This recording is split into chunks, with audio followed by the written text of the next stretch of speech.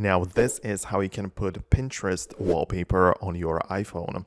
So naturally, you want to ensure that you have the Pinterest app downloaded, that you are signed in and have access to favorite photos and ideas or whatever.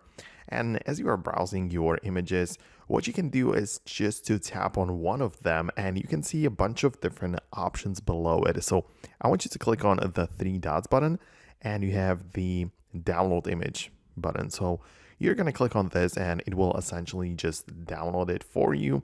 If you are using Pinterest for the first time, it might even ask you to have access to your photos, which naturally you will need to grant access to the app to access it, right? So then once it's downloaded, you can move over to your Photos app or to your gallery, and there you have more options again. So click on the share button below it in the lower left corner, and then you can find use as wallpaper.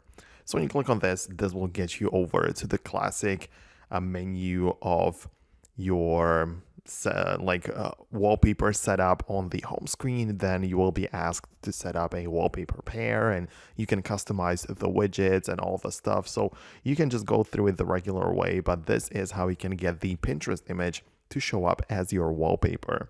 So let me know below in the comments if you managed to get it to work.